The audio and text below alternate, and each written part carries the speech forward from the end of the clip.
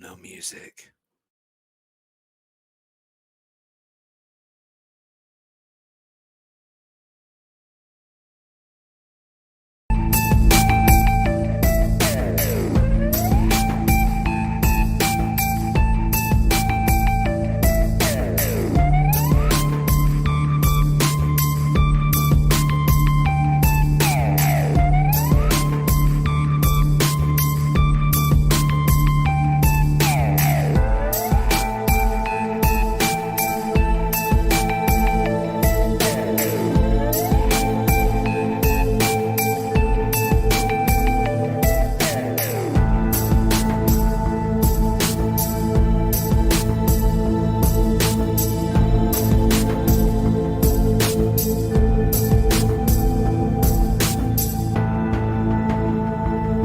Access to the Monte zone will be granted shortly.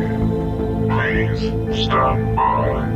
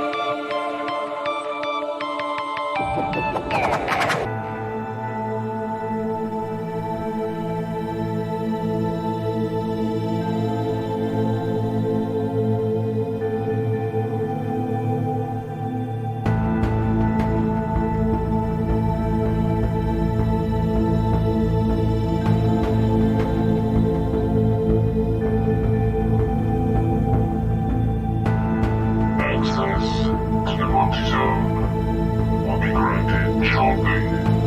Please stand by.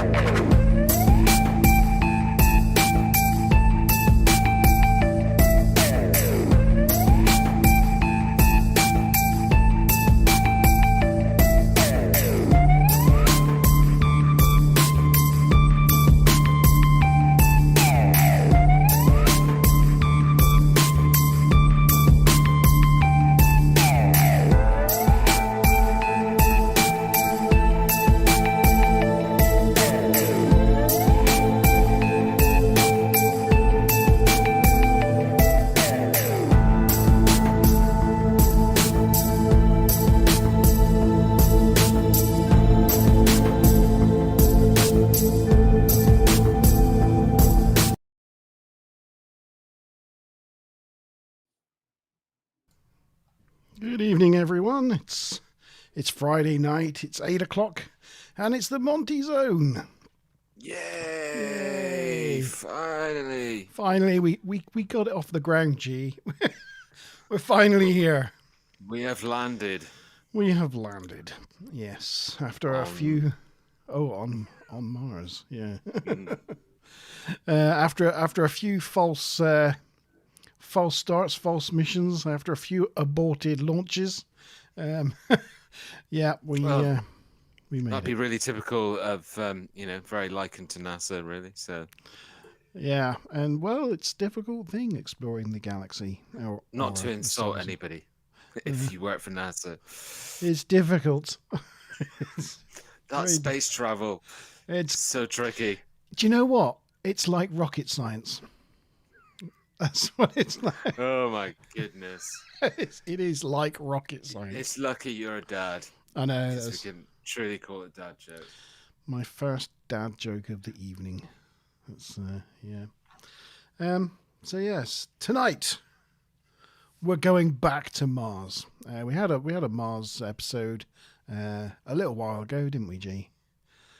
Yeah, it was one of our very I think like third or fourth Yeah, it's got to be Monte zone.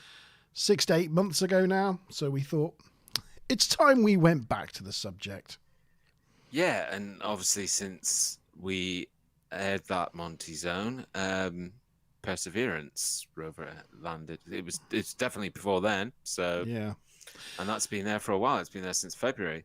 Yeah, I think, yeah, was it on its way or it was about to land when we last talked about this? I think we did mention it, but Well, yeah. if you're not watching the football, say hi in chat. Let us know that you're here. Yeah, if anybody is there, say Yeah. hi. And if anybody is there, like this video as well.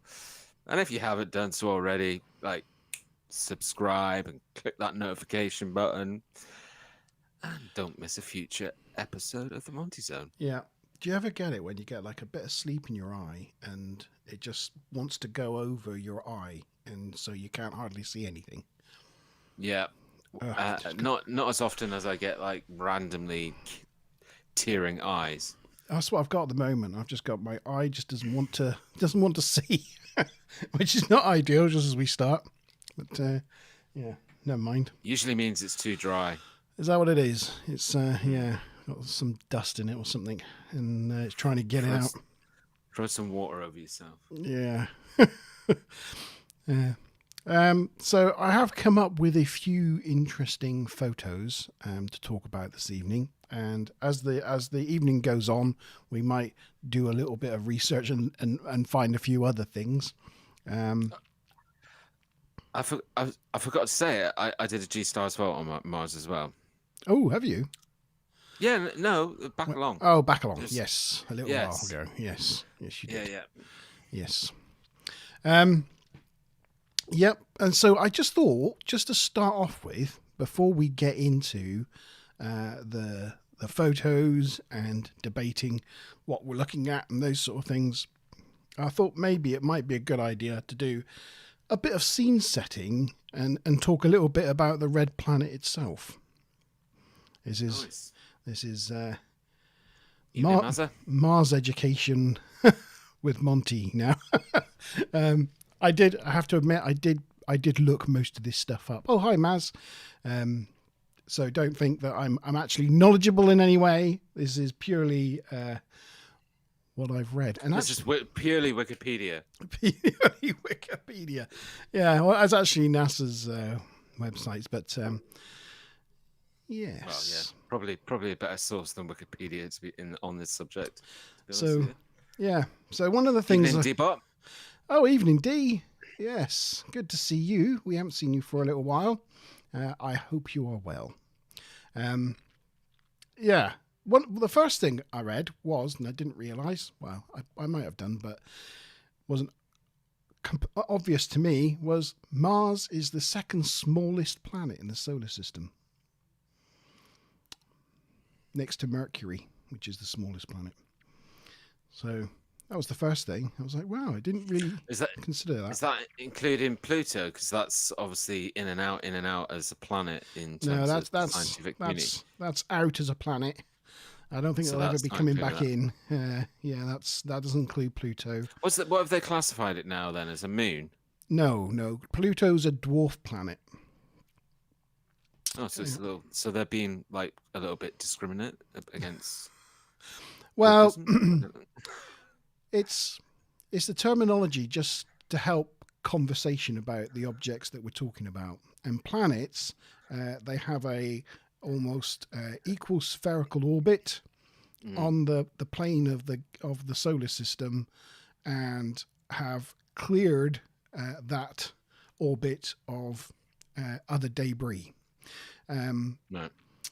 Pluto is on a highly eccentric elliptical orbit, so it gets close in and then really far away, and it shares that orbit with at least 3 other bodies, other dwarf planets, and Pluto itself is actually a binary system, but it has other moons and other rocks in that orbit as well. So It's a bit like Ceres in the asteroid belt between Earth and between Mars and Jupiter.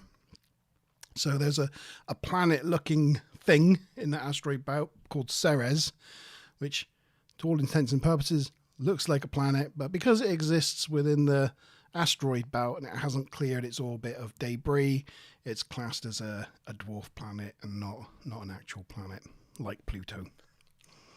So there we go. There you go. Well, I mean, I guess the most important overriding question, if we're talking about the size of planets in the solar system, is like easily, how big is Uranus? It's big. It's massive. Sorry. It's full of gas. It's yeah. Gas planet. Yeah. Well, they actually call it an ice giant because it's frozen gas, but yeah, it's a frozen planet. Okay, don't spoil the joke. All right, sorry. But the size of Mars, so to help people understand how big Mars is, because a lot of the times when you see movies and you see things, you think of Mars being like a dry version of Earth. But to help you understand the size of Mars, I've just gone to NASA's solar system model. Here we go. There it is. This is Mars, obviously, and here you can do a size comparison, and you can see how big it is compared to Earth.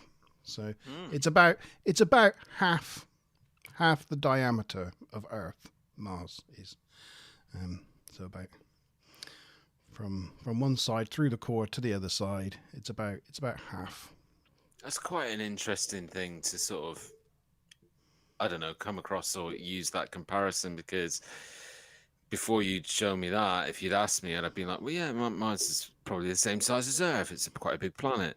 Now it's quite a bit smaller, the second smallest planet in the solar system, and we know that it doesn't have a magnetosphere, and it doesn't have really much of an atmosphere, because Mars isn't very dense. It doesn't have a big core iron dynamo inside it like the Earth does.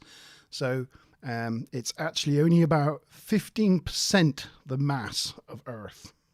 So it's about half the diameter, but only about 15% the mass, which means the gravity on Mars is under a third of that than you find on Earth. So what does that mean in layman's terms? Would I feel more heavy on Mars, or would I feel lighter? Your weight is the same. Well, no, but gravity would be pushing against me. Yes, so... yeah. You'd obviously, feel lighter. I mean, when you see astronauts on Mars and they're jumping around, bouncing on around. The moon, you mean? On the moon, sorry. Yeah, you see astronauts on the moon bouncing about because of the gravity of the moon. The moon is about, I think it's like the gravity is like 12% of that of Earth, and Mars is about 30%. So it's actually a lot closer in terms of gravity to the moon than it is to Earth. Right. So yes, if you're actually walking on Mars, you'd be, not walking in a normal way unless you had a mechanism to hold you to the ground. Interesting. Evening, Smiler. Nice of you to finally get here. Oh, evening. Just to rewind, we were talking about size of Mars compared to other planets, and you missed a really stellar joke from me. It was how big is Uranus? Yes. Oh, Mickey's here. He was late. He wasn't early. He missed the Uranus joke as well. Do you want to just tell it again? Yeah. So, Mickey, how big is Uranus? There you go. Thanks for joining us, guys. I forgot to mention at the beginning of the episode, I wanted to do some shout-outs. Sorry, carry on. No. Just on the subject, G-Star's fault. I just wanted to do a bit of a shout out to Healing Heart, who's been really supporting the channel and supporting the show a lot, and put a really good comment on not the last video, the video before, which was all about the egg hearts model. She put a really good suggestion into that, and so in fact, I'm now going to go forward and call it egg hearts because she came up with a really good S. And yeah, I wanted to also say a big shout out to obviously Mickey as well, and Dan M, who just conveniently perfect timing has joined us. He's also been really supportive of G-Star Fault, and a gentleman by the name of Roger Hargreaves as well, who's been really consistent with his comments and input to the videos. So a big shout out to all you guys, and thanks for the support. Yep, you've been doing a fantastic job with those videos, G. So yeah, well done on that, and thank you everyone for your support. And I've done this. It's great stuff. So yes, it was Dan's birthday yesterday. Sorry. Oh, was it? Oh, happy birthday, Dan. Yeah, happy birthday, Dan, for yesterday. Yeah, and thank you for joining us. I know he's got one eye on the footballers. He's got one eye on us. He's probably got a bit of a hangover, I'd imagine, as well. And awesome. Becky's just come on as well. Wow. There we go. We have got some Nice. viewers. See, you had no faith. Yeah, I thought we were going to be talking to nobody all evening. But, you know, Yeah. it wouldn't stop me either way. So just for those that have come, we'll be looking at Mars for NASA photography tonight, and talking about what they look like and what people theorize we're seeing in some of those photos. And to begin with, I'm just giving a bit of an orientation of Mars and where it sits in our solar system, the fourth planet. So we just covered that it's about half the diameter of Earth. It's about 15% the mass. You experience about 30% the gravity. So that's what we've covered so far, really, in a nutshell. And that it's not as big as Uranus. And it's nowhere near the size of Uranus. Yes. Talking about gas, the Mars's atmosphere is about 1% of Earth's atmosphere at sea level. 1%. So when they're parachuting their rovers onto the surface, that was a very difficult maneuver because there was hardly any atmosphere resistance for the parachutes to inflate, which is why with the big car-sized rovers now, they go for rocket-propelled sky cranes. Because it's just with the less gravity and the virtually no atmosphere, that's just a really easier way of doing it, and it looks spectacular too, so that's pretty good. So yeah, that's the comparison size to Earth. There you go. It's a small planet. In terms of the gravity that you were talking about just a moment ago, you know, I'm just thinking now, like with the helicopter that they, you know, launched off of Perseverance, it must have to be quite heavy to keep it sort of like not like just flying away. Things they don't fly away. It's there. Gravity's still there. It's still there. But I bet you any money it's heavy. The rover is heavy. Not the rover, the little helicopter thing. The little helicopter is as light as a feather. It's Is that? Yeah, it's really, really light. Well, there you go. That shows you what I know. For everybody that just joined, by the way, don't forget to like the video. You missed that, so Yeah. make sure you click that button. Mars has 2 moons, Phobos and Deimos. For such a small planet, it's got 2 moons. That's so unfair. Yeah. The theory is that they're captured asteroids and not native to Mars, but there's speculation over that. They think maybe it could be debris from an impact a long time ago. Now Phobos, I don't know if you can tell from this image but it's really close to Mars. That one. Really, really close, and it's getting closer every year, and they predict eventually it's either going to crash into Mars or it's going to break up due to gravitational forces and become a ring.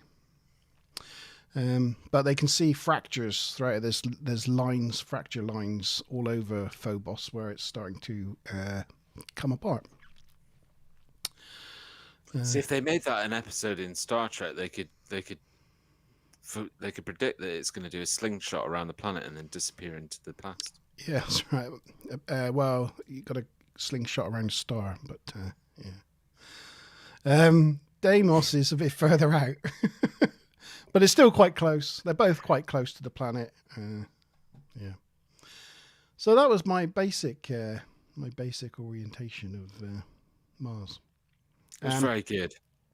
And I ended with the moons because it's about Phobos. Is going to be the first thing we talk about. Oh. Is that it? Is that how big it is? Yeah. Do you want a That's size? definitely. You want a size That's comparison? You can't actually see it. It's tiny compared to So our that's moon. It's a either- tiny little rock. That's either an asteroid or a bit of broken off, like as you were saying earlier on, from a previous impact, or that's an alien flagship in disguise. Yeah. It's about the size of Plymouth, I guess. Yeah. It's pretty That tiny. would be big. That'd be a good size for a mothership. Yeah, I don't know if you can. I don't know if you can see some of the lines on it in this. Not really, but it is covered in. Oh, there you go. Can you see the lines Yeah. there? Mm. This is the fracture marks. It's around its center, where they think it's gradually coming apart. Now, the interesting thing about Phobos, why we ended on that one, is that they have found, or there was photographed, a monolith on Phobos. Have you heard about that? No, exciting. Yeah. So if I just bring up the, I wonder if it's the same people that are doing the monoliths on Earth. let me just. I'll have to move chat because else chat's going to disappear when I do this. Hang on a second. Mickey just said someone did a bad superglue job on that in terms of the lines, The lines, yeah. but it goes along with my theory of it being a mother, a mothership in disguise. Yeah. Could have been something that they put together. It's constructed. That's why there's lines. Now there are photos that make it look like a 2001 Space Odyssey style monolith, Right. but these are the best images I could find of it, and it's like And these are more truer. these are truer. Yes, it's Right. not there was a lot of hoo-ha and a lot of images. If you Google it, you'll see something that looks like something from 2001. Space Odyssey, but actually this is what it more looks like, and it is like a giant cube or a box. Oh, chat box, Mark. Oh, chat box has gone. Yes, sorry, my bad. There you go. Yes, and some facts about it. It's 85 meters across and 90 meters tall. So it's about as tall as a 20-story building. So if you get the size, you're looking at a tower block there, in size, So it's a fairly sizable thing, and it kind of sticks out on Phobos' surface like a sore thumb. And it got people excited. It was discovered by Mars Global Surveyor in 1998. Wow, I'm surprised it was that long ago. Yeah, and Surprised I've not come across it. It's really interesting. Is there any way, just because is there any way you can zoom the picture in a little bit more, especially on that bottom left? so it's not very good. It's as good as I could find, really. But so what do NASA and the like say about this one? It's a boulder. It's a boulder Yes. that happens to have a flat top. Yes, and flat sides like a cliff. Yeah. And it kind of like doesn't match it. It doesn't seem to. Why it got people excited because it doesn't seem to match anything else on the sort of Phobos's surface. Well, no, it doesn't. I mean, the rest of the landscape, I'm presuming, doesn't. I mean, it would be better to have a wider shot of. You can see the immediate kind of surface area that it's on, but I'd be curious whether there's other kind of similar, smaller elements of that moon where it sticks out like that, or if that's just the one part of it that sticks out like that. One person it got really excited was Buzz Aldrin, the second man on the moon, famous NASA astronaut. And I've got an old interview with Buzz Aldrin where he talks about it. Just while you're loading that up, Mickey, just to clarify, what was that question? Are they on the same moon? Are they on that same moon? What's that? Yes. Well, I think he's talking about the 4 separate pictures. Maybe, I don't know. I'm not sure. Oh yeah, it's all the same picture of the same thing. Yeah, that was all the same. Well, yeah. Thing. Let's see what Buzzy's got to say. Phobos. Yeah. Yeah. Right. This is Buzz Aldrin. An interview with him, where he mentions it. He brings it up.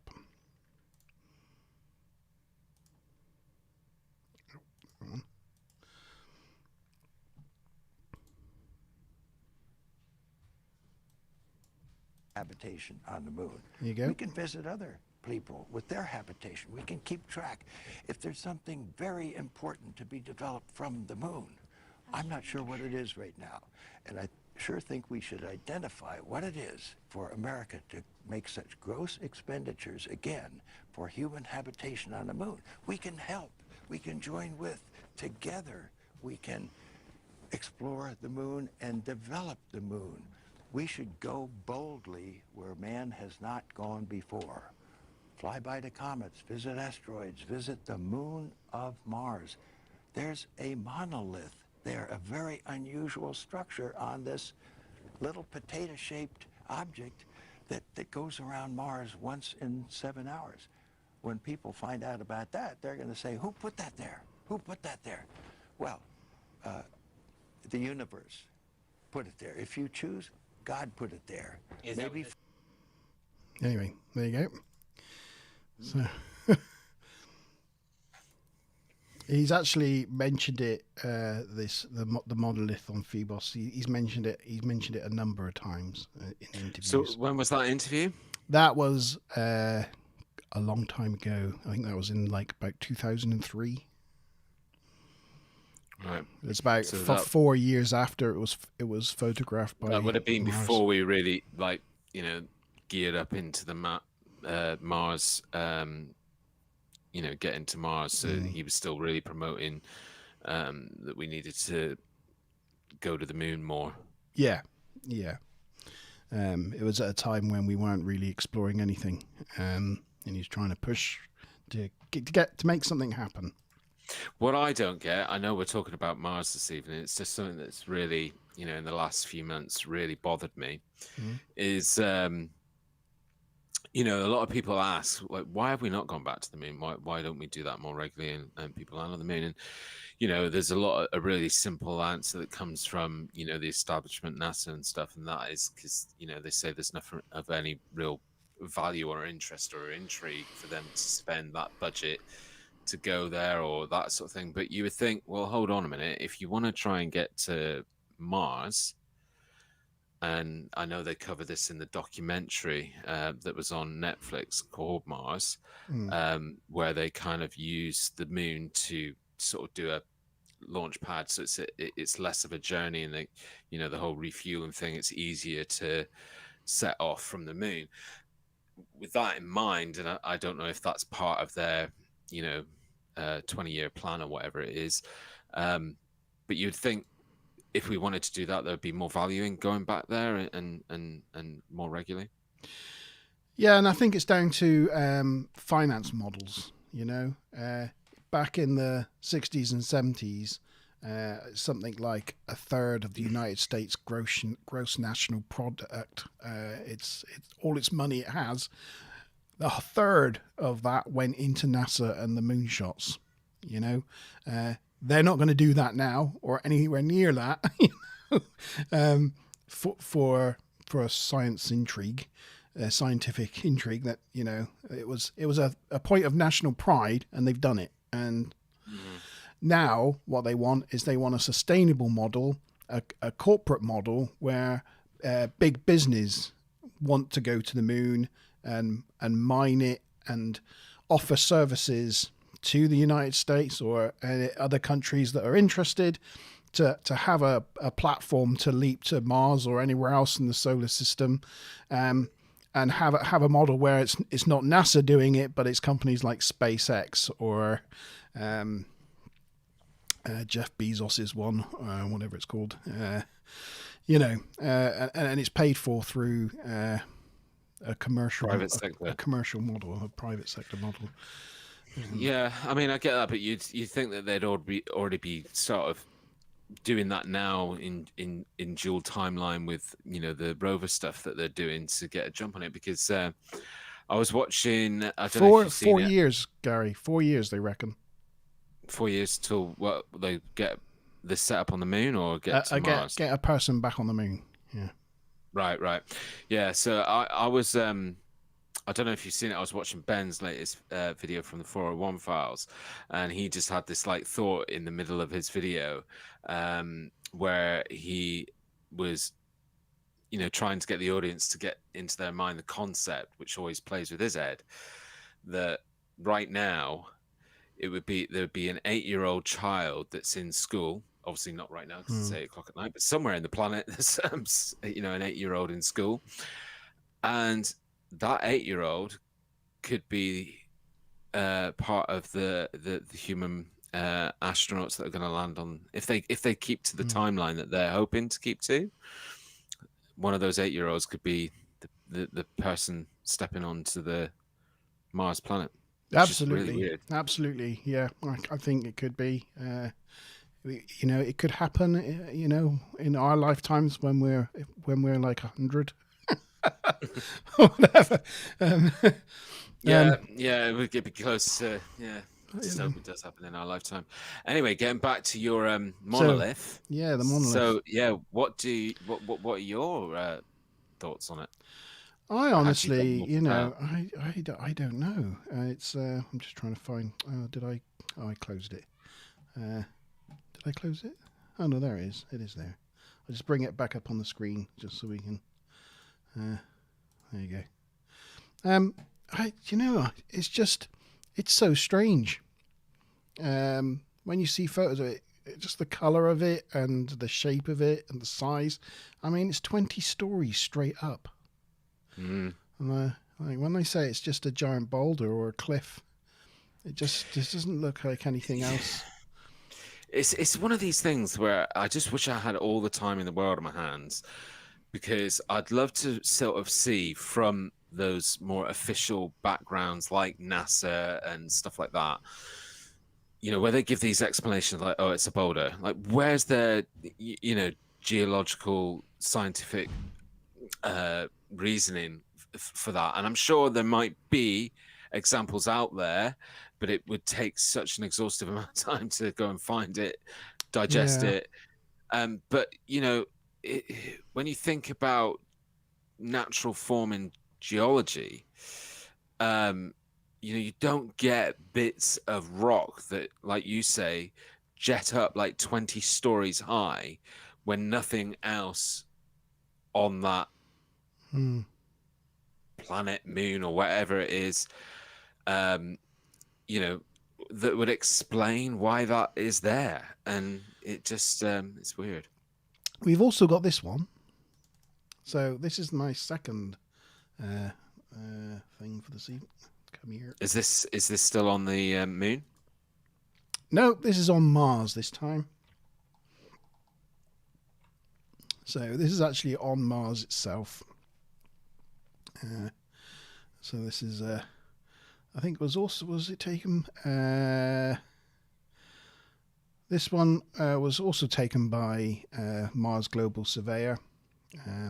Oh no, sorry, it wasn't. It was taken by the Mars Reconnaissance Orbiter from 180 miles up.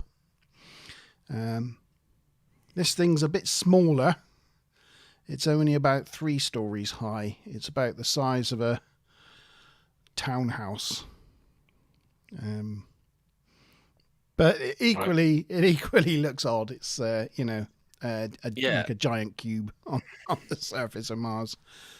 So what's interesting about this one is you've got the shadow coming off the object.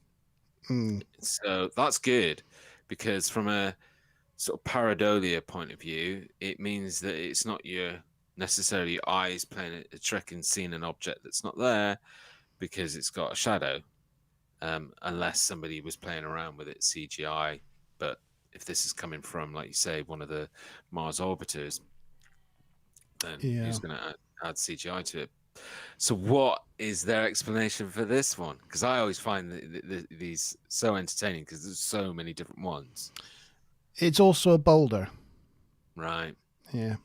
See anything on Mars or anything unusual, but it's a boulder. It's solar glare. It's you know. Yeah. Yeah, but it's interesting because I think it looks like very similar. Like you can see the shadows, the shape. All right, slightly smaller, but Mickey asks if it's in a large crater. Neither of these are in craters. They're just on a plain bit of surface, as plain as it gets on Phoebos with the first one, because it's like a potato.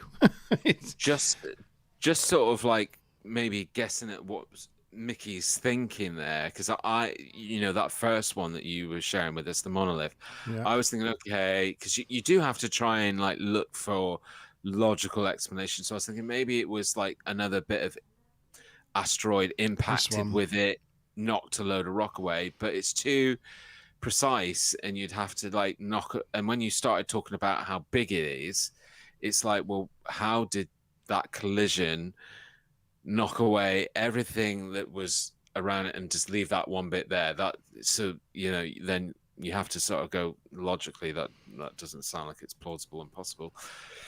Yeah, I think it could be. It could be where, like, as I said, Phoebos is breaking up under Mars's gravitational pull.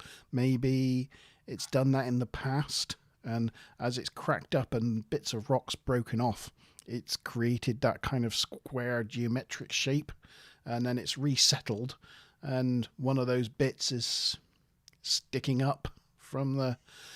I don't know. I'm not a Mars moon geologist. Yeah. So in one way, it's really, really impressive, from a science technology point of view, that we're able to have like a rover on Mars, that we're able to have, orbiters going around Mars and taking photographs and stuff like that. Amazing. But at the same time, like when things like this happen, super frustrating that the quality is not better. It's always like you cannot, like you want to get really into the detail and zoom. And that's why, Yeah, agree. going back to that episode of G-Star Vault that I did, that's why I loved looking at all the landscape NASA, because you could zoom in. You couldn't like maybe pick up like a speck on a rock or something, but you could definitely zoom in. But all these like sort of orbiter shots, it's always like so hard to kind of get any crisp detail. But this one I think is really, really interesting because it's got shadow. So, whether you're seeing the object in a different way, there's definitely something there that's creating the shadow. But again, all this, I have looked at a lot of stuff, and again, it was featured on that episode of G-Star Vault. There's so many things that have come up on Mars where there's like flat surfaces or what appear to be flat surfaces of rock. And to me, when you get flat surfaces like that, it almost, I know natural erosion and things like that can do that sort of thing, but the level of how many times that's happened on the planet, and but most of the time it's usually because it's sort of made, it's constructed, it's formed in that way. When you get a piece of really flat, smooth, and this just looks like it's got a flat surface to the top of it. Yeah, it does, doesn't it? It does look like a building sat there on Mars. There's a third one, and there's one last. As we're on the topic of monoliths, there's a third one. So this is the last one, and this one does look like a sort of 2001: A Space Odyssey style monolith. Monolith, yeah. This one's more recent. I think it was also taken by the Mars Reconnaissance Orbiter from 165 miles. This one, similar in size to the second one. The second one, yeah. Again, how do you like? They're gonna explain. It's a boulder. It's a rock. It's a boulder. Yeah. We can see it's a boulder and we can see it's a rock. Yeah. But why did that one specific piece of rock decide to stand up and make a rectangle of itself? Yeah. Do you know what I mean? Yeah. So since the 1998 the Phoebos one, Phobos. Is it Phoebos or Phobos? I can't remember. Phobos, I think you said. Phobos.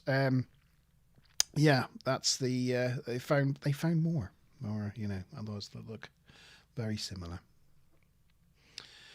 I think they're pretty cool. I think they, you see things that looks like a stone rabbit or something. Again, but this is, I think they're kind of unusual. It's like any sort of paranormal phenomena. That the thing is, there's a lot of photos that circulate of objects and things on Mars, which are quite obviously not what they're suggesting they are, and are easily explainable. But then there's this whole, and and people using and sharing those photos kind of discredit the ones that there's some value to them, because you think, well, this is too strange, this is too weird, and it's upsetting because it discredits the whole idea. But I've seen enough for me. I've said it before on camera. I think I've seen enough for me to be quite convinced and have a very strong opinion that I think at some point in the history of our solar system there was life on Mars, and there's very tiny, small elements of it left. And if you don't feel like I feel, then just go onto the NASA website that Monte was using earlier on and go and look at some of their stills from the rovers, footage and the shots of the landscape. Zoom in, and start looking at things, and there's just so many things that just look so weird. Yeah, very cool. We'll be looking hopefully at some of those later this evening. Mickey thinks the last image, this one that's up on the screen here, looks like or reminds him of the mountain on Earth with the flat top, Mount Roraima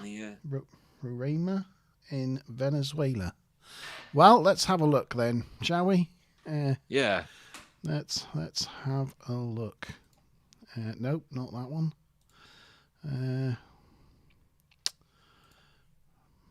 Right. Mount. Oh, I've lost chat. Where has it gone?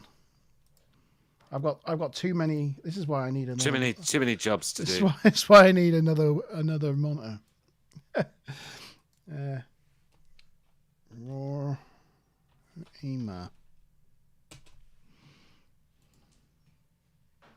Oh yeah. Now, that's interesting. Click on at least one of them because they all look really small. Yeah, okay. That one. Yeah. So. Now that definitely looks like the first one that was on the moon. It's that sort of thing, isn't it? If you imagine it being maybe a lot smaller.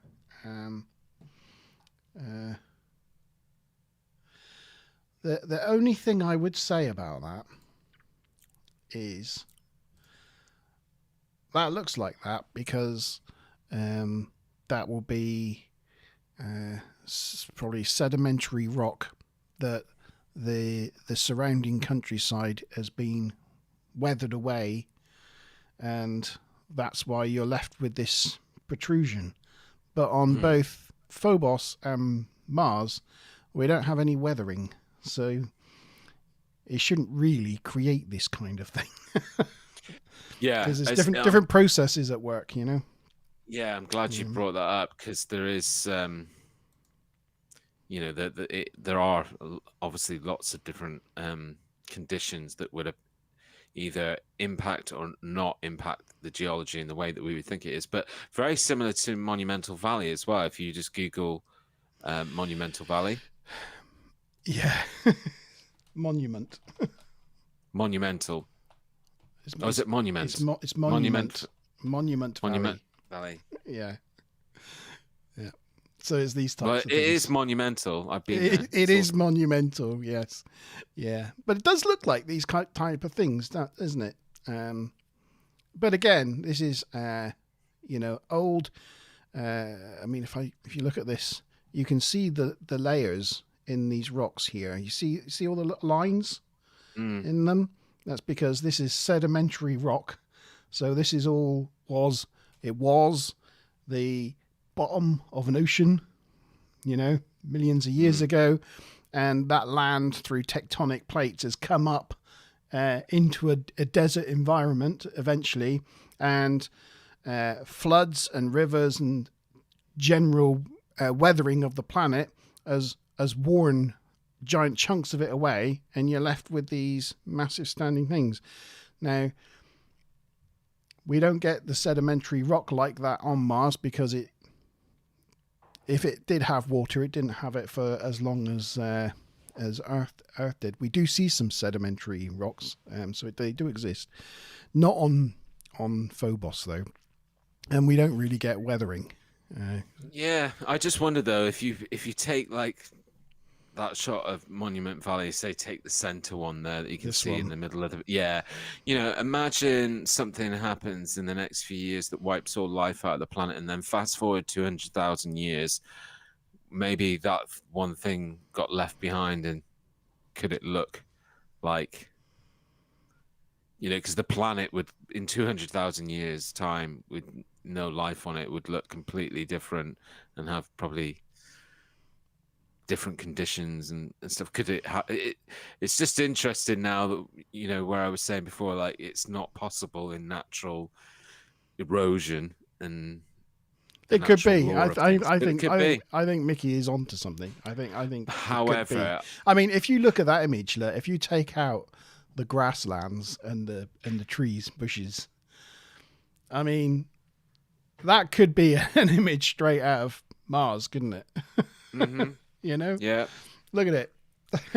that's what I've been lucky enough to go to the Grand Canyon twice now, and both times that I've been there, you go there and you look at it and you just feel like all of a sudden you're transported to and I mean it's true to say of a lot of the desert, and it makes you feel like you've been transported to another place and another planet. Yeah. Smiler says it looks like I don't know if she's talking about the pictures that you were sharing from Mars, looking like a TNG backdrop, or where she's talking about the pictures that we're looking at now. Oh, I don't know. Trouble with the lag in the chat. Yeah, it could be this. It could be like it looks like this looks like a TNG. Alien planet. However, that Arizona. third one that you shared, given the size that you said, because you mentioned that it was probably the size of a small house. This one, I think it's the size of like a 3-story townhouse. That sort of size. One thing that Mars is subject to is like winds, storms, stuff like that. I mean, if that is as it looks, then over thousands of years, it would probably fallen over. Like, if it's just a bit of rock sticking out. Yeah. Although again, you don't get the weathering, and you don't get like the same sort of storms and things, But yeah, so that's. I think they're interesting. Smiler says she's got her own suite now, so maybe I could have a third monitor. I monitor envy from Mickey having 3 monitors, so yeah. maybe a monitoring unboxing video coming at some point in the future. Yeah. Right. Shall I move on? Start. Shall I move on? Right. Next up, what have we got? What do we have? What interesting? I quite like this one. So this is something slightly different. This one is a light. Oh, yeah, I got a video on this one. Have you? Yeah. I think yes. Doesn't matter. The video's not like doesn't really. So basically, I don't know if I'm jumping ahead and doing a spoiler here, but there was there's two examples of where this has happened. Yeah. Yeah. There's a number. There's a number of them. Yeah. I mean, the zooming in there, it kind of looks like a sort of like bright gas spouting out of the ground or something, doesn't it? Mm-hmm. Do you know what NASA said for this one?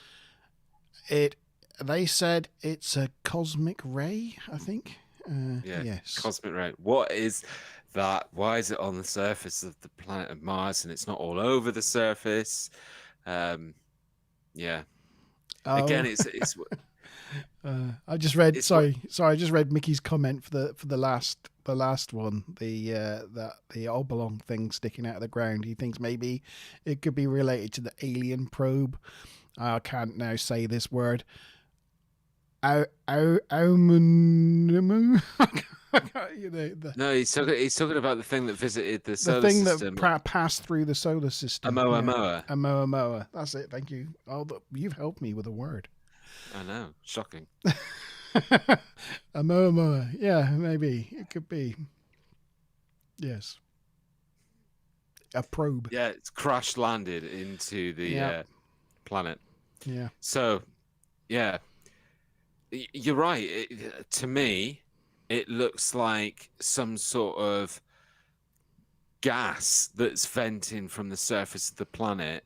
Yes. That's ignited. Now, if they said something like that, I don't know if that's then them opening up to something that they know about the makeup or you know how the geology of Mars works that they wouldn't want to reveal at this point. But a cosmic ray, so yeah, what they say is cosmic rays are like really energetic particles that our atmosphere generally filters out, but because Mars's atmosphere was, as we said at the beginning, just 1% of that of ours, and it doesn't have a magnetic sphere, that these energetic particles can still get through, and if they hit the sensors, the photographic sensors, they can cause a little flash.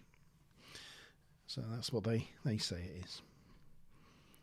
But it's interesting that when you get on to the next one, or others, they give different explanations for what it is. Well, the second one, I've got other flashy things. So my second flashy thing was this one. Have you seen this one?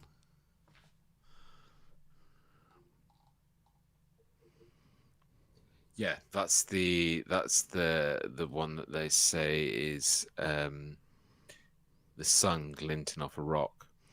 Yeah, that's it. That's exactly what they say. So they say that one's the sun glinting off the rock. Now, you do see artifacts look like that on like Google Earth, where the sun glints off of windows, like car windows and things like that. So it would have to be a pretty bloody shiny thing, bearing in mind that Mars, in distance from the sun, is 1.5 AU. So it's half the distance of Earth and the sun, more again. It's 1.5 times the distance of Earth. So the sun is that much less powerful, less bright. So it would have to be something very shiny, I would have thought. Yeah. Because everything we see in that image there is rock. So what kind of rock is it glinting off? What's interesting is if you zoom in on this one, it doesn't look too dissimilar to the Tic Tac. Shall I see if I can zoom in? No, that's as far as I can get. Sorry about that. Well, trust me, it's sort of, people describe the Tic Tac, it looks like a giant Tic Tac, and already from this distance you can kind of see how you describe this as a giant Tic Tac as well. But yeah, it is interesting. Again, that piece of NASA photography that I was looking at, here's the reality of it. You're looking at a landscape that's a distance of probably, I don't know, 10 miles wide. And you're going through it, and you're going through it, and you're going through it, and you're going through it, and rock after rock after rock after rock is all the same, looks the same. And then there's this one, just huge one, and only one in the picture, where it's like a huge rock, and it's completely different color to everything else. And that one was really light. It was really, almost looked like the color of like sandstone, I would say. Whereas everything else, they don't call the red planet for no reason. Everything else has got that reddy tinge to it. So it's like, and I would imagine if the sun shone off of something like that, it would be quite bright, but not as bright as this. Like, that to me, I don't think is due to the sun. Mickey has speculated that possibly could be part of a rover, like a parachute or a heat shield. So maybe something man-made that's on the surface there. Well, I know NASA discounted that themselves yeah. as possible because all their other missions and this particular mission was all in the opposite direction. They chart where all of their bits and pieces are, and it's not anything from that. Now, whether it's part of like an old Russian satellite, or I don't know who else has gone onto Mars. Maybe something's fallen from space, some piece of earthly junk, who could be. It does look like I mean, if they came out with that explanation, you'd be like, all right, okay, yeah, fine. But when they go, it's the sun shining off a rock. Yeah. You're like, really, okay. Yeah. Like, I don't know what their scientific explanation is behind that, and you were talking through a little bit, and sort of debunking it in a way just a moment ago. But I don't care. Like, logic would dictate to me that something isn't going to make something shine that brightly unless it's a mirror.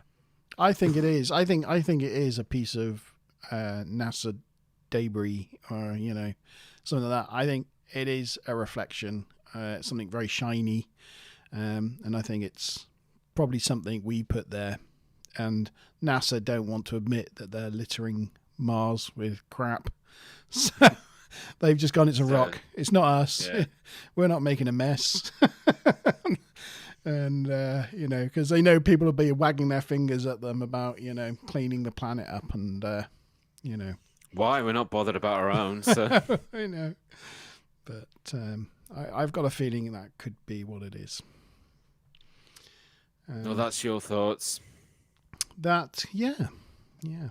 I have one more in the light.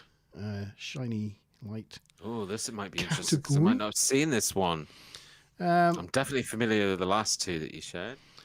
Well, yep, £55 fine. That's what we should do for NASA. That's what it says. Yeah, for littering. Yeah.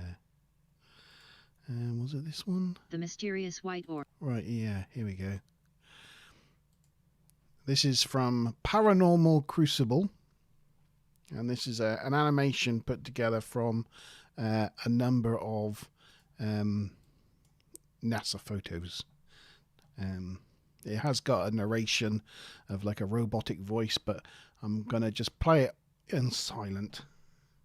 Okay. Yeah, if it's one of those annoying people that they've used the narration where it's the robotic voice, I hate them.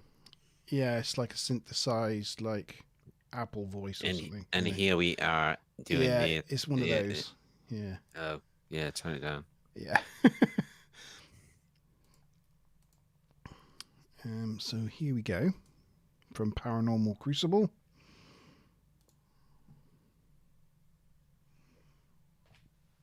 Did it play? Yes, it's playing.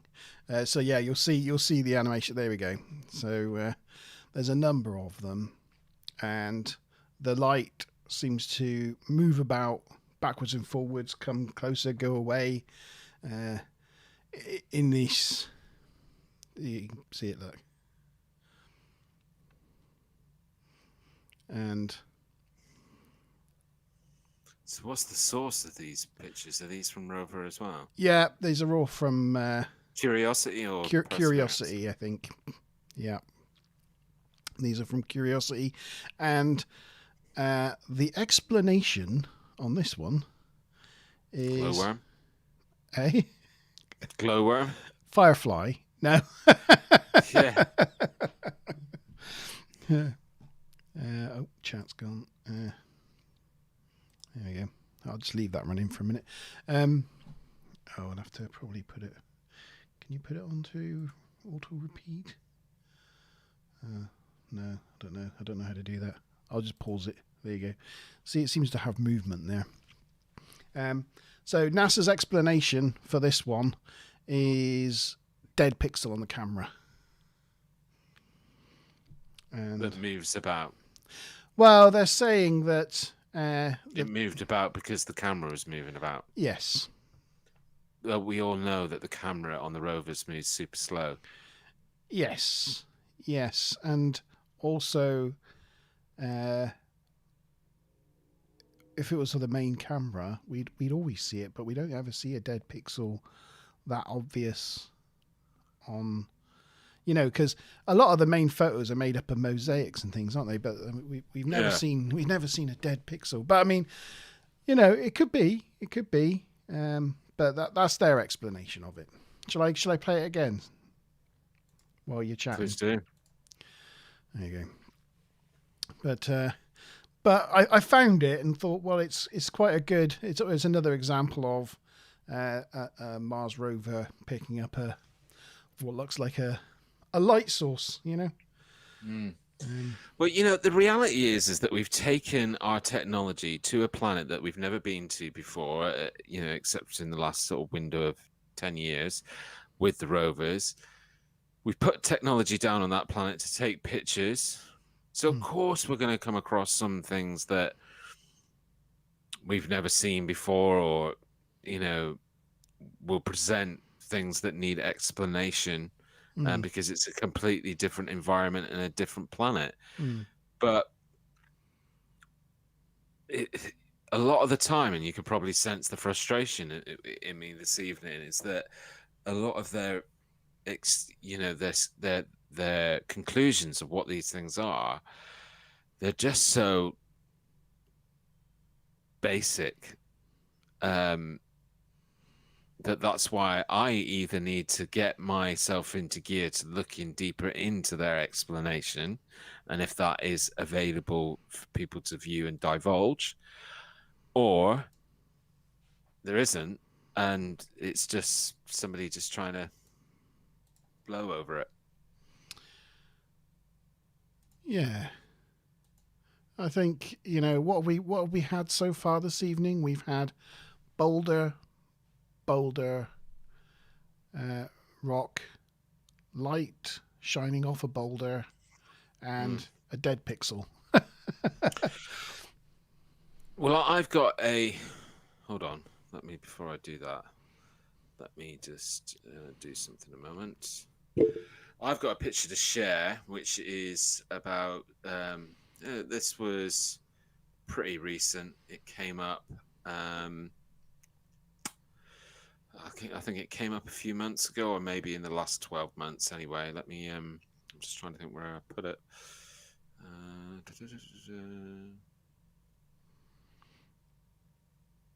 I really can't wait for humans to step foot on Mars themselves and experience what it's like to actually stand on another planet, you know, outside of the outside of the Earth Moon sort of system, you know.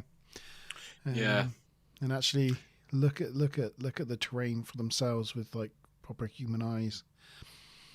I think I found it. Right, there we go. Right, hold on. Let me just share the screen now. So this is basically a picture that was taken on Mars recently. Caused a little bit of that. Ooh, what's going on there? Because it was basically a rainbow on Mars, and it's not allowing me to share. You should be able to share. Yeah, you can. There you go. Does that come up? Yeah. Excellent. So yeah, it looks like a rainbow on Mars, and because this was taken by Perseverance, and you know the instant explanation on this one is that it couldn't be a rainbow because there's no moisture in the air on Mars that would create what you need to the conditions that you'd need to create a rainbow. Would you agree it certainly looks like a rainbow? Yes. I have a slight problem with it. Yeah, well, basically the explanation, and this is where, like, going back to what I was saying earlier on, that there's some things that are really credible. NASA gives an explanation for it; it's really credible. There's a lot of stuff that floats around that's not very credible, and NASA doesn't even bother giving an explanation for it because why would you? Because it's not very credible. And then there's other stuff that's very credible where their explanation is just a little bit whack. But this one, fine explanation. It's glare on the actual lens of the camera from the sun. From the sun. Yes, that makes sense. So beaming back out into the picture. Yes. So, you look at that one, that's their scientific take on it. Yeah. On board. Well, that's the problem I had with it, because with a rainbow, if you're going to have a rainbow, you need the light source to be behind you, like the sun, and rain or water in front of you, mist or whatever it is in front of you to reflect that rainbow back. You don't ever get a rainbow on the same side as you as the light source, but that picture there, you've taken it down now, but you could tell. Well, you could tell it was looking into the light source. You could see the light coming from the right hand side of the camera lens. So you wouldn't see a rainbow like that. The only thing you would see, and this is a possibility, is you do see a phenomenon of like a halo around the sun sometimes, as the sun reflects through the atmosphere. Have you ever seen that? Yeah. So that was going to be my guess, was could it possibly be a sun halo? It looks very similar to the kind of thing that you get on the edge of like an eclipse as well. That sort of thing. Yeah. Here's an image of a sun halo. If nobody knows what I'm talking about. But it's interesting because Smiler.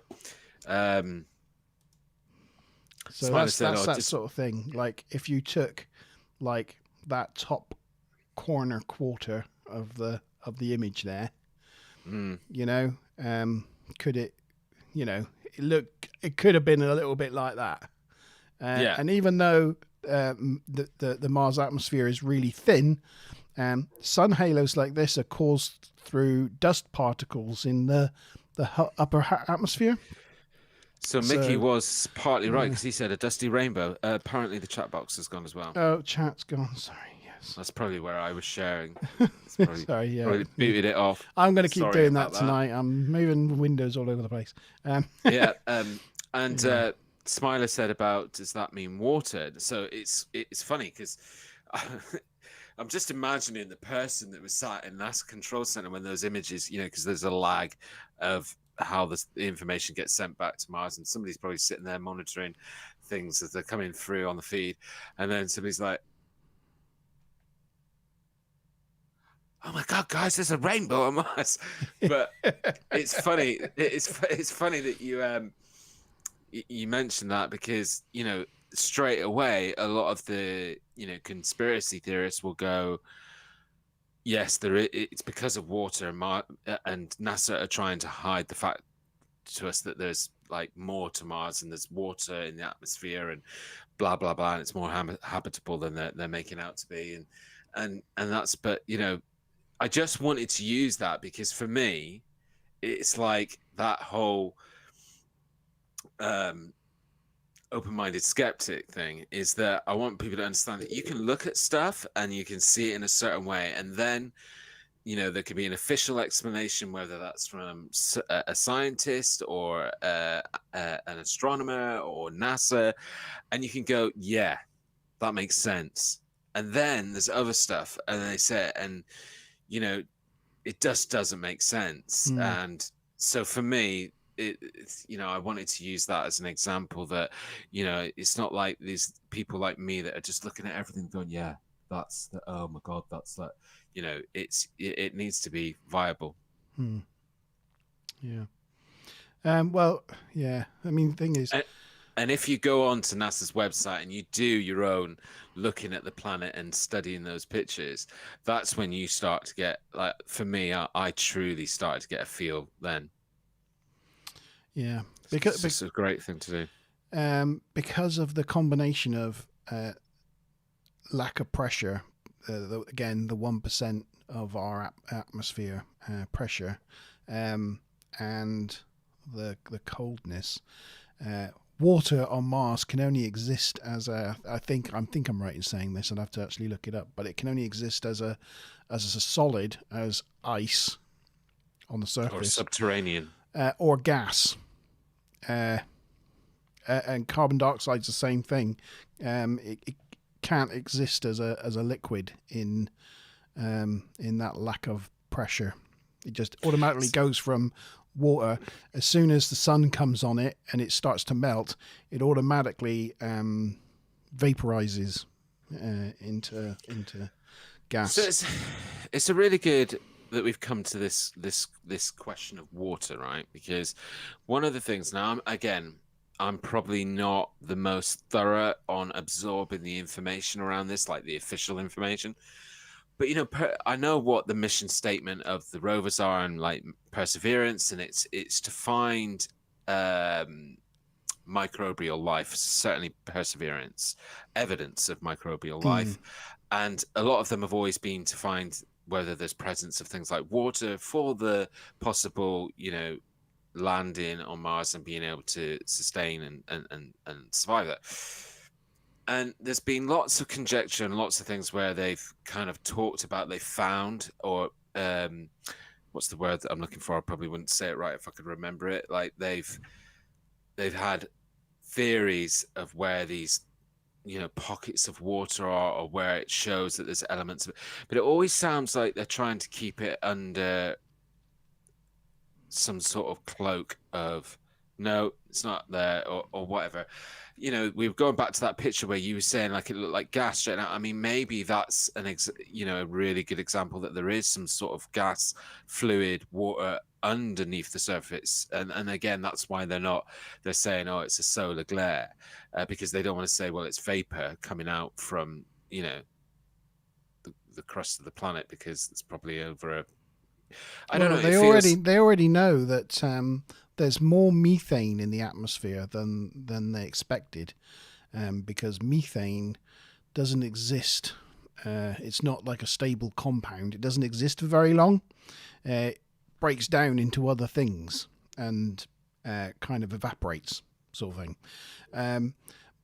But there's more methane in the atmosphere than they expected to find, and there must be a source for that methane. Martian cows, maybe, I don't, but the thought is it comes from deep down under the.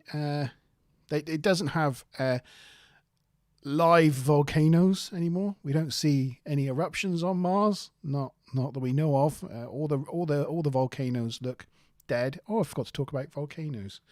I meant to do that at the beginning. I'll mention that in a minute. Because generally methane either comes from living things or comes from tectonic or volcanic activity. hot springs and that sort of thing, methane coming up out of the ground. So there must be, it can't be a completely dead planet. There must be some kind of geological activity going on that planet to keep replenishing the methane in the atmosphere. So, you know, there are processes still going on Mars. It is still a slightly active place, which is exciting, you know.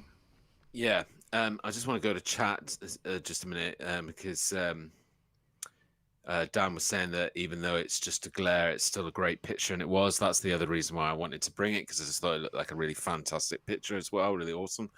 But Mickey was saying that do you think the governments know more than they're letting on out of fear of mass panic or something like that? Well, in answer to that question, I don't easily assign to like conspiracy theory or want to, and in terms of governments, I don't think governments are capable enough to actually be responsible for a lot of the conspiracy theories, because they can't even sort out managing COVID. So how they could sort out, you know, keeping the existence, you know, but at the same time, I do think that there's things happening and there's people that have got an agenda, and they're probably people that are actually more powerful than politicians. Yeah, I think there's layers of government, isn't there? And let's talk more military then. Yeah.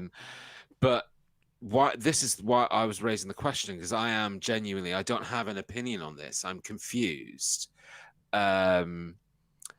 You know, I'm confused about this subject of water, because whenever it sort of seems to come into the arena of Mars, it's kind of like, it feels like NASA and all the types of people trying to play it down or trying to like, oh no.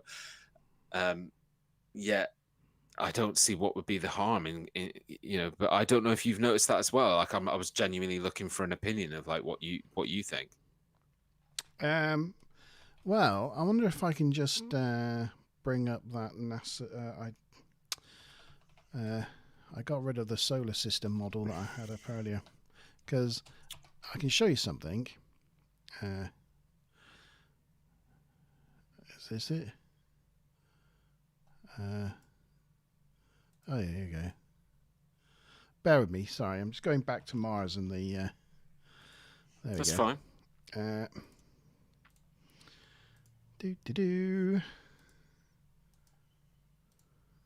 Look at that. There she is. Right. See that white stuff there? Yeah. What do you think that is?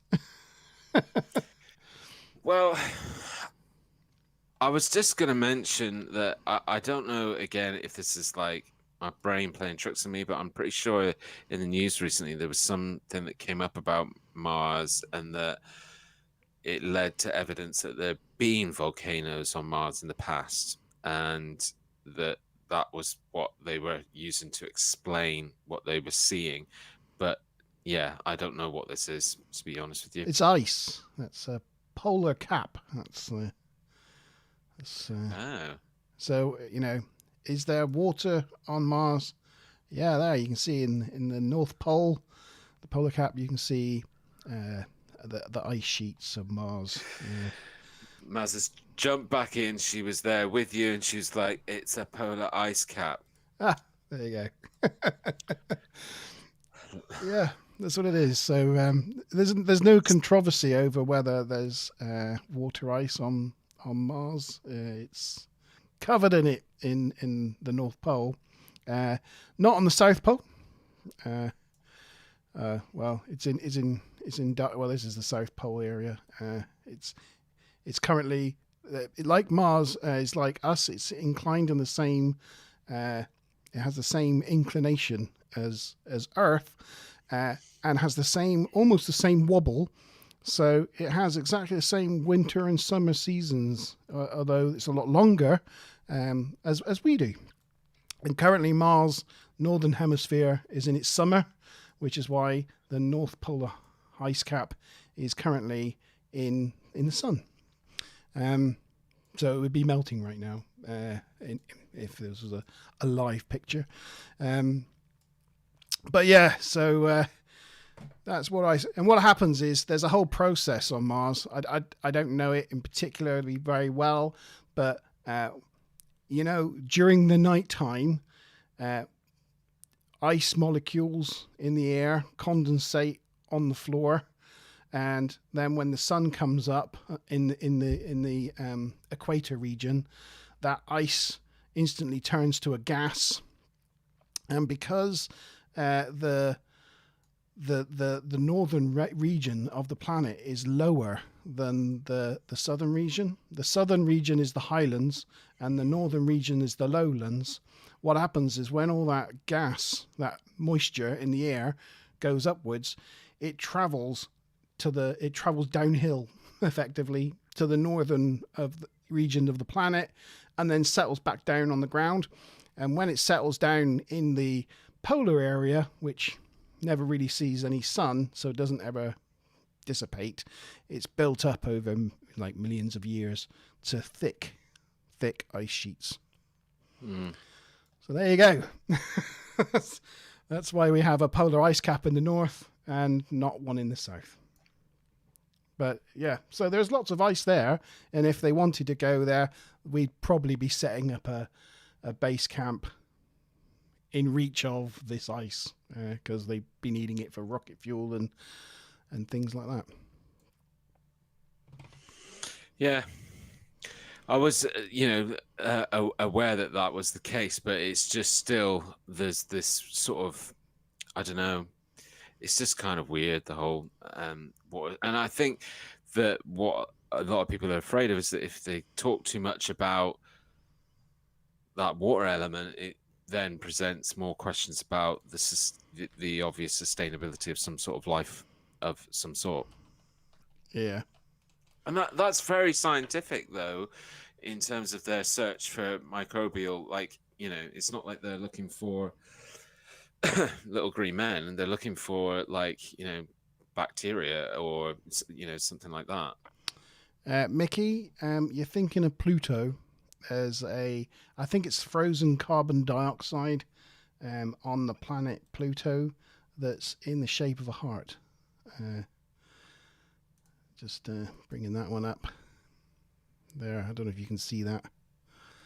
Open an image in a new tab. There, you see a heart shape. That planet looks like a bad paint job, doesn't it?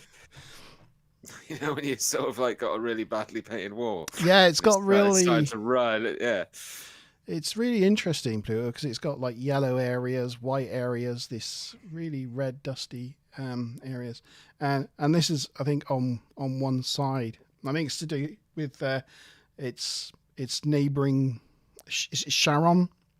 It's because it's a binary dwarf planet system. Charon's really close to it, and they kind of orbit around a central point, but it's pulled dust off of its companion planet, and so the point that points towards that planet is covered in this red dust. But it's interesting, this heart shape, how it's so smooth. Like next to the rest of the planet, it's got no craters on it, nothing. It's just a very, very smooth plane. Shame, poor dwarf planet being not But it included as part of the solar system. And it gave us a heart as well. It's yeah, it's got a beating heart. You've broken his heart. That's what's happened. Yeah. Yeah, it was from the flyby. Yeah, it was really cool. It was very, very cool. One thing I was going to mention, just a little factoid of another Mars factoid, nothing to do with the images or anything, but just because I'm on fact mission, is the largest You're always volcano, on fact mission. the largest volcano in the solar system, which is what's it called again? Olympus Mons. Yeah, so it's got, even though it's not got any active volcanoes at the moment that we know of, it has the largest one in the solar system, Olympus Mons. It's 2.5 times the height of Mount Everest. It's 25 kilometers tall. Here's an interesting line of questioning for you, because you're Mr. Factoid and you're Mr. Science Man. So, if Mars had an atmosphere, would it still be in or out of the sweet spot for there's always a sweet spot from the sun where the conditions are ripe for life. Would it be in that sweet spot or out of that sweet spot? Are you ready for a drum roll? It would be in the sweet spot. Correct, Amanda. Right. So take that for a moment, right? Now, if we were this planet, is there any scientific evidence that if we were hit by a really large asteroid, like one of these, like ones that they, predict planet killers and stuff like that, could that wipe away our atmosphere? It would depend how big the asteroid was. Let's say big. Yeah, I Huge. guess so. Yeah, if it was, because it technically it literally blew the planet to pieces. When I've watched scenarios, it talks about how it can burn away the atmosphere because of obviously how extensive the explosion is, right? So I think that happened to the dinosaurs, didn't it? That's why the large dinosaurs died, because they required more oxygen than the small. What do they call it? Avian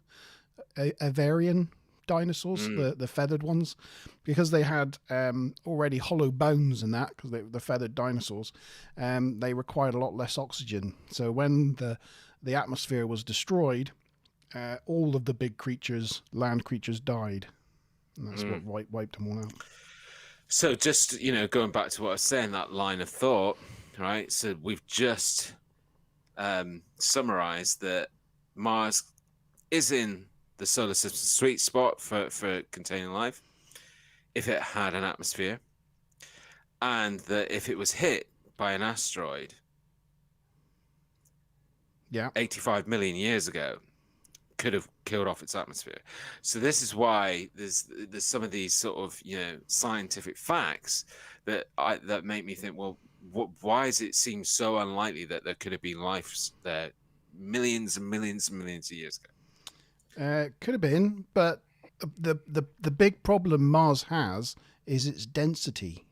It's because it's only 15% the mass of Earth.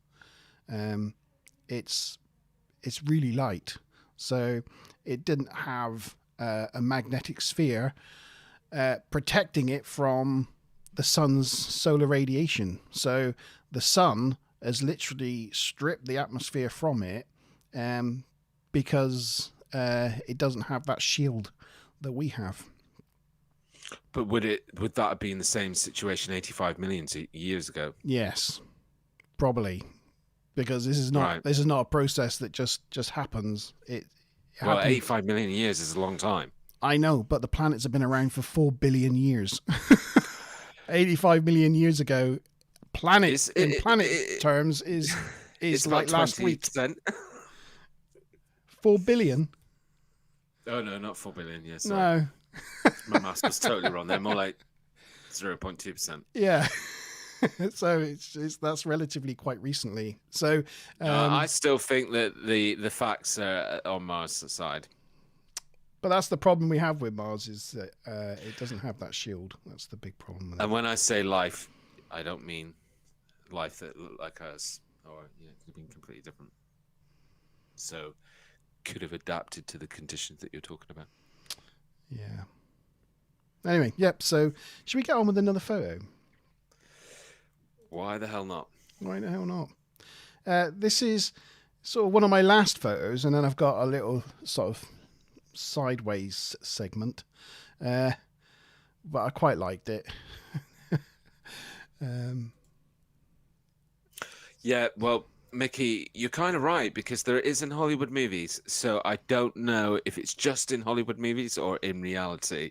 What's that? But yeah, storms and winds on Mars. There is winds. We see like dust devils. Oh my goodness. We see dust devils and all sorts of wind. But the wind on Mars is really light because there's hardly any atmosphere. When you see it on like films where there's a dust storm, because Mars sometimes can get covered in a dust storm so big it can cover the entire planet and you can't even see the surface. That's how big the dust storms get. But if you were stood in it, you'd hardly know it was happening because the atmosphere is so diffuse. It's hardly there, you know.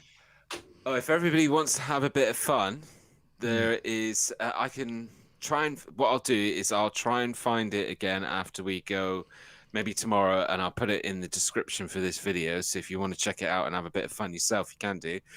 But it links you to again another area of NASA's website, and what you can do is you can do a voice recording into there, and it will play back what your voice sounds like on planet Earth, and it will play back your voice about what it sounds like on Mars. Yeah, cool. It's interesting to play around with. So I got to the point where when I was recording it, I was shouting into the microphone, "Hi, my name's Gary," and shouting out really loud. And then when you play back the Mars recording, it's, "Hi, my name's Gary." Yeah. It's because with there being no atmosphere, the sound molecules can't move, can't vibrate with each other. Yeah, vibrate, so everything would be really, really quiet. Yeah, but go and check it out. It's good fun. Get the kids doing it if you got kids. But Mickey's right once again. With the latest rover, I think Perseverance, they got a microphone on board.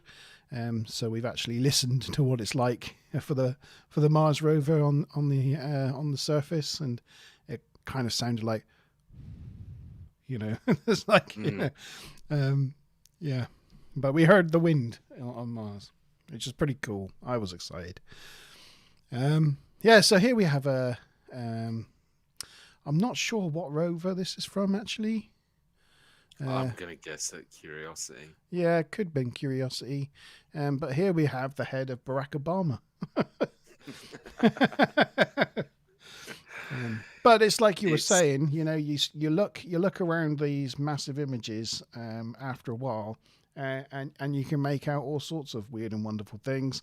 I did myself, and as you know, I came across an image that looked like, I mean, there was one genuine thing that I was questioning about it, but in terms, it looked like some sort of, you know, creature. I used it as the thumbnail for the episode G-Star's Fault. You know, I came across that just after about 3 hours of going through this photo, and I had seen other things along the way. I mean, I still stand to the fact that it was so weird that there was so many little things in the skyline in the back, but you know, I instantly thought, well, no, it's just your eyes. It's pareidolia. It like trick of light, the way it's landed. I think this one is the same sort of thing for me. Yeah. There's a lot of this on Mars. Yeah. But then there's other bits. Have you seen the one where, so,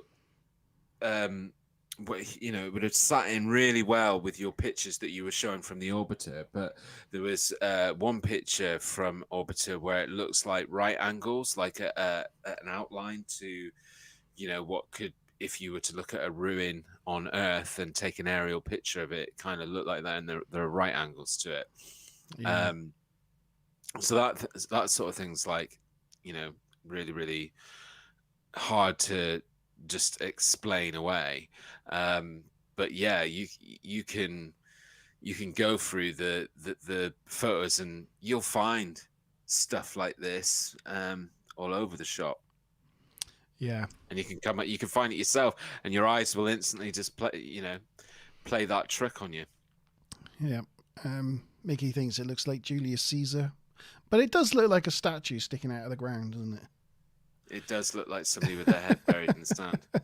I'm just trying to, like, because, you know, your eye goes to the zoom in focus, and I want to see what it looks like and zoom in myself on the image. So yeah. Maybe put a link to this in the description so people can do okay, that. Yeah, we'll do. Because sometimes in these zoom ones, the other thing that bothers me is they really play around with the contrast of it as well. They do. So you can obviously see the things difference. like shadows and things are going to stick out, like, yeah, and be more dramatic than what they are in the real picture. Well, it's like, for example, I think the nose area is a part of this rock here, and they haven't made that. You know, it's kind of tricked, I think. But yeah. But so I would say the only there's only 2 pictures of this type of ilk that have really triggered my interest. One is the one that we featured on the Monte Zone with the spherical ball-shaped object, Oh you yeah. know, because that was so perfectly, shaped that for me isn't an obvious explanation, of how natural erosion and rock formation and geology can do that. And then there's this other picture. I don't know if you've seen it, but it looks like writing embedded into rock. All right. No, I haven't So seen that. yeah, it's not particularly clear, but again, um, it's so hard to explain. It's harder to explain away what could be the potential reasoning for that, because it seems so structured and uniformed. But yeah, those are the sort of 2 that are the only ones that really have plagued the interest. I think I'm drawn more to the orbiter pictures, so that's why I was like loving the ones that you shared at the beginning, because I think that's, I don't know, the harder to, the more difficult to explain away. Yeah. Maybe. I don't know. Some I of them like are. both. I Like like the both face of on them. Mars is. I love the detail in the on the surface pictures. That's what I like. Yeah. Right, you ready to go a bit left of field Always. and go a little bit That's back where in I live. time? A little bit back in time. Oh, a little bit back in time. I thought Little you bit, were going like weird. A little bit back in time. We're going to slingshot around the sun then, are we? Hey, right. So this is a website called Aulis, AULIS, and they do moon conspiracies, and it's one of those type of conspiracy websites, but has like a wealth of information, like it's a dictionary of stuff. And this particular page is about the area called Cydonia on Mars. You heard of Cydonia? The area of Yep. Cydonia. So the area of Cydonia is where the original picture of the face of Mars comes from. And there it is. So this is the map of the Cydonia area, and here is the face of Mars in the middle of it. But as well as the face of Mars, it's got a lot of other features around the landscape in this area of Mars that's quite famous. So there's this area just to the west of the face. There's this area they call the city, and there's a number of hills in this area that look like pyramids. So that gets a lot of people's attention. Below that, there's what they call the 5-sided pyramid, because it looks like a pentagon. I've forgotten what a 5-sided pyramid's called. There's this mound here that they call the spiral mound, because it has a sort of circle going around it. There's this crater and this hill that's next to the crater they call the wall, because it is like an exact straight wall. Kind of makes a number 10. So when people talk about the face, there's this flat raised squarish section here they call the bastion. But there's a lot going on in that one area. And if you go on Google Earth and go to the Cydonia area, there's a lot of photography and a lot of links to things, because there's a lot of interest in this area. And these guys, this website, drew an interesting parallel. Are you ready for the rabbit hole? I'm loving it so far. And they drew the parallel to a place just north of Stonehenge called Avebury. Have you ever been to Avebury? I have indeed. So the first thing they thought of was this circle here, this crater, right? If you take Avebury it's got a what was a henge. So Avebury, if you think of like Stonehenge as being a church, this would have been a Stone Age cathedral. It's massive. It's a massive like henge, and the village next to this Avebury henge is kind of like is like in a straight line next to it. And then if you head straight down from this town, this village of Avebury, you get Silbury Hill, which is like the 5. which looks exactly like the spiral hill. And so they thought, it's funny how that parallels. So they got Ordnance Survey map of Avebury and then overlaid it with the area of Cydonia, right? So there's the henge over the crater. There's Avebury on the wall. And then straight down from there, there's Silbury Mound. And I quite like, because there's this random hill here. And I forgot what's the name of that road. I can't. I'm just gonna switch my camera off a minute so I can just go in and have a closer look. Backerman Road, I think it is. I like the way the road actually bends around this hill on the thing, and this junction here is in between all these hills. I quite like that. Then here, where the five-sided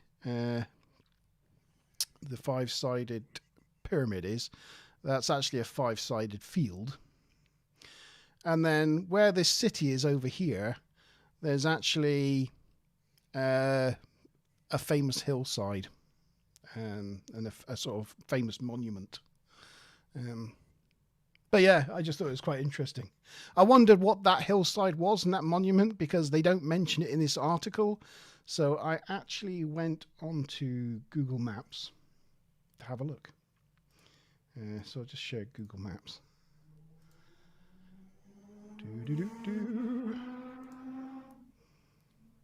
Lost chat box again. Oh, sorry, chat. Just bringing you back. There you go.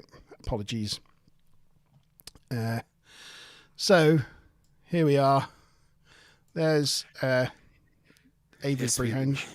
Maz is right. We went to Avebury and to Stonehenge and Salisbury together. Very cool. Yeah, it's very nice. Yeah, it was very good. But I've been to Stonehenge with you as well. Yeah, you did. Yep. So here's love that whole area. Here's Avebury, the town, Silbury Hill. There's the 5-sided field that's randomly in the middle of the other fields, and then up here where the city would be and the pyramids, we've got this hill side where we've got a white horse on the side of a hill and Lansdowne War Memorial, which ironically is a giant what do you call them? Monolith. Yeah, no. What do you call Spire. it? Egyptian. Somebody help me. Totem pole? No. Obelisk. Obelisk. Yeah. Ironically, we have a giant Egyptian obelisk at the point on the Mars map, which is covered in pyramids. It's just happenstance, but yeah, there you go. So it's just quite nice how all those things fit over the. Did you see what I did? You had your camera off. Did you see what I said about the road? No, I didn't. I did glance because it is mine. It's really interesting. I definitely want to sort of like read up some more about it and just explore it a little bit. But they do mention that I glanced that it said like something like 11 miles on Mars is the equivalent to 1 mile on Earth. So from a mathematical point of view, they've had to change the scales of the two to make them match. That's They're right. not like Yes, a perfect match. It's not one for one. No. But I guess, if you're talking about, something that's and if there was something to it, and it's either two mirroring cultures or the same culture, that you know you can understand why the dimensions were a little bit off over that massive space of time. So it's is it Beckhampton Road here that goes around that hill? Like I just like that, you know. And I just like that how that like there's that hexagonal like field in the middle of the other fields, and it's just at that spot. It's just very good. Do you know what? I love that you've brought this up, because it's now made me think that when I visited, and I've been there on many occasions, when I've visited places like Stonehenge, Aysbury, they give you that feeling, right? And that feeling is the same feeling that when you're going through some of the photographs on Mars in the detail and zooming in, that's the same feeling that you get, or I get anyway. So I'm really like made up that you've brought this up, because it's that same ooh, Yeah. Ooh. and it just feels that there's more. Like Stonehenge, like even archaeologists today can't fully say hand on heart what it was used for. There's lots of different, even within that archaeological community, there's lots of different theories, and it's the same sort of thing when people are talking about elements of Mars as well. So yeah, I think that's very cool that you've found something to make that connection. Yeah. Smiler says, when I was talking about the obelisk, she said, is it one of those buried churches? I know, gee, you've heard this story, but the whole of internet hasn't heard this story. So I'm going to tell it. This is when we were like first dating. We went to Bude Beach. And at the back, by the car park at Bude, there's a war memorial obelisk. And I was like, oh, look, they've got a rather lovely war memorial. And Vicky said, oh, and it's one of those buried churches. And I kind of like looked at her. I was like, what? She was like, oh, well, when you see those things pointing out of the ground like that, it's because it was once a church. And that's the top of the spire. But as time's gone on, the ground's risen around it and completely buried the church. So all that you have left over is the spikes sticking out of the ground. You see them all over the place. I was like, did your dad tell you that?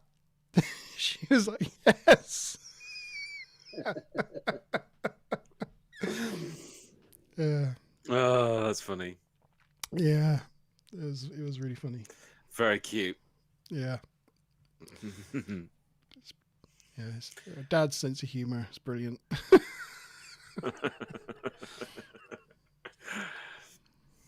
So yeah, there you go. Is that all the content? That's it. That's all I had planned for this evening. Well, I had one more thing. I haven't got a picture or a video. It'd be just interesting to know if you've come across it in the research that you were doing. I only came across it the other day, like last week, and it's not something I'd heard about before. Have you heard about the holes on Mars? No. So basically, it's again, this is mostly orbiter. So on one circle of orbiter, they picked up like it's like a black in the surface of Mars. I can't remember the dimensions of it, but it's really black, but they can't get enough detail or zoom in enough to see how deep it is. But it just looks like a part of the planet's surface has just opened up to, a very black hole underneath it, and that almost it would be dangerous and whatever. So I think they had to wait, because those orbiters are hired out by like multiple space agencies. that pay for time to do their research and various projects that they do. So I think there was something in the story that they had to wait like a whole year until the orbiter came around again to sort of like try and study this one area where they picked up this hole.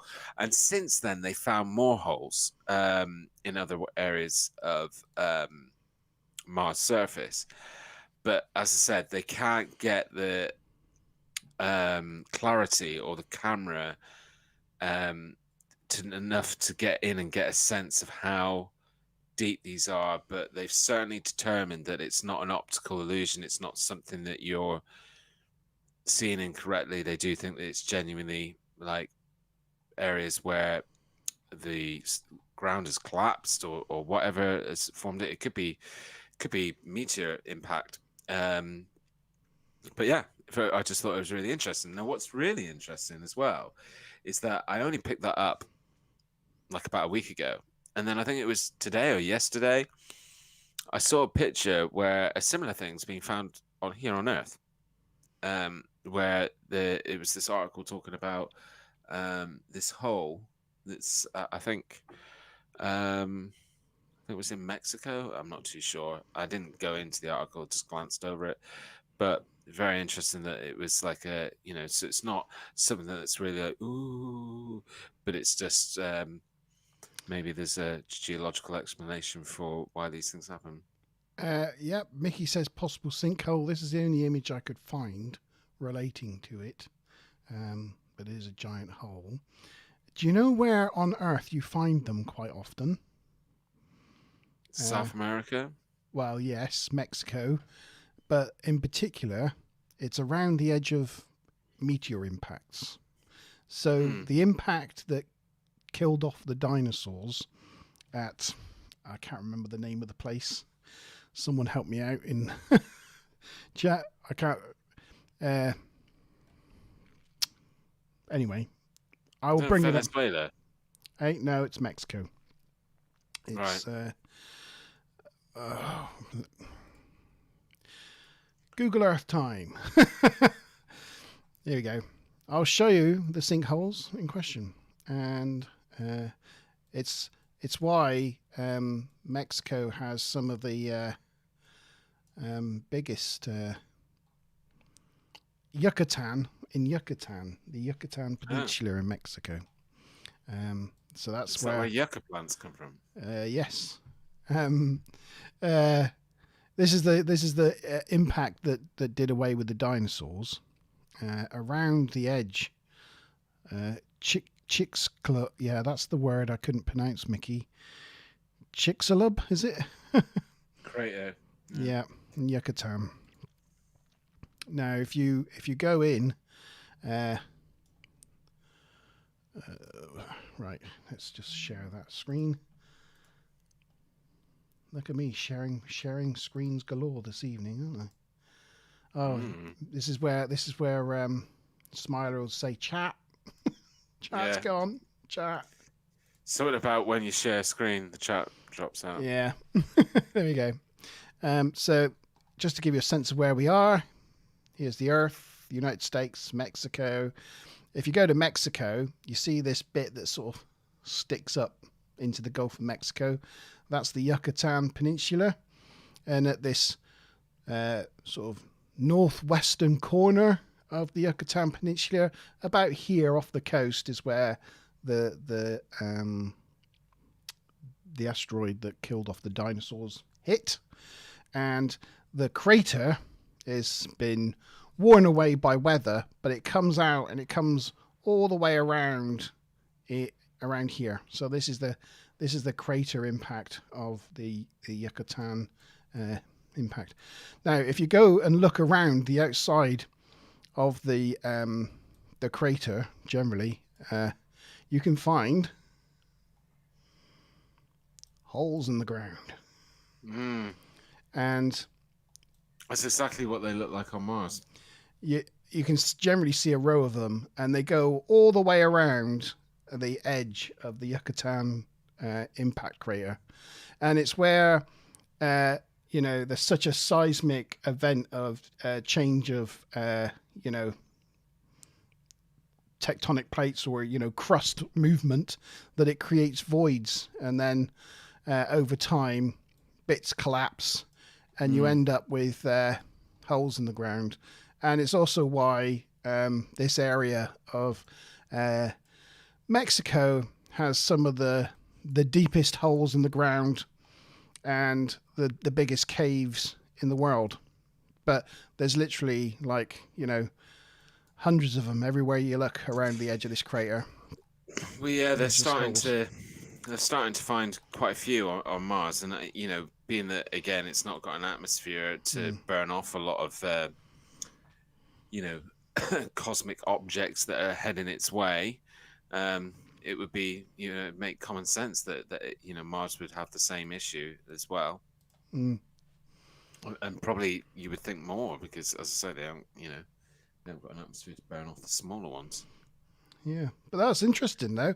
I mean, that picture was well interesting, wasn't it? Because it did look like the surface was very much different at the bottom. Like, you'd want to stick a probe in there, wouldn't you? Like one of those little flying helicopter things with some good camera equipment on board. That's where you want to land a thing and get the helicopter down in there. Yeah, I just thought it was interesting to share because I hadn't come across it before. So just another thing to add. But it's been a very, very interesting episode and a return visit to Mars, I think. Yes. Yeah, I've really enjoyed it. Let us know what you guys think in chat. Whether you enjoyed it as much as I did. It was, I think you found some really... Because it's not an easy one, because there's so much out there. It's not an easy one to come across bits, and some of it I'd seen before, but really interested in some of those orbiter images and that other one from Proteus or whatever it was called. Yeah, it was about trying to find some themes that might be interesting topics of conversation, rather than just go through. There's 100 images I could have brought up, but it's like, oh, look, that's an interesting one that looks like a traffic light, or there's an interesting one that looks like a rabbit's head, or and it's like you want to try to think of some topics rather than individual pictures. But yes, I enjoyed talking about it. What are we thinking for the next Monte Zone G? What I want to know is, when are we going to start looking at addressing some of your vaults?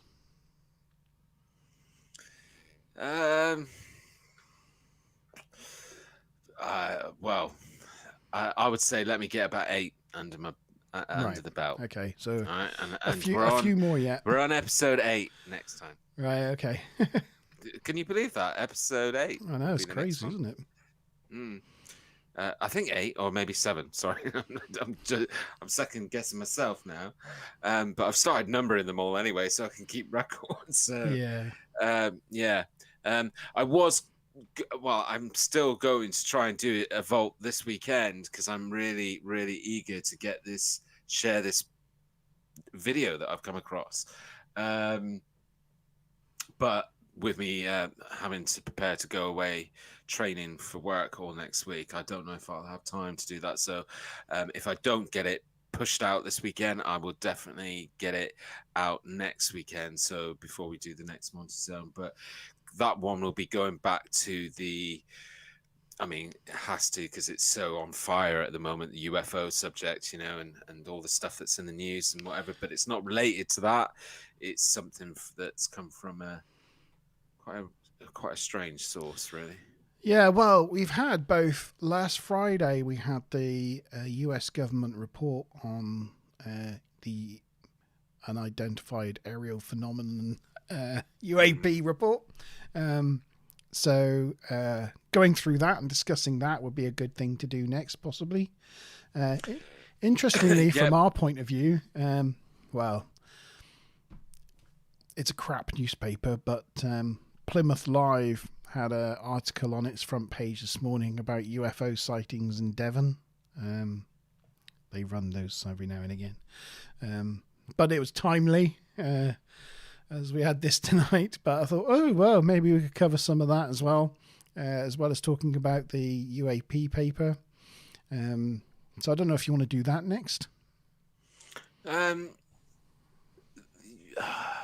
would say I would let that subject lie for a little while, and then You've got to because talk about these things when they're in the news, when they're hot. Well, that's true. I mean, the one thing is that Jeremy Corbell shared another, jaw-dropping military video as recently as yesterday that's now all over the news, and that's showing footage of a swarm of UAPs around a Navy ship, and you can see them quite clearly. So yeah, okay, we'll do that.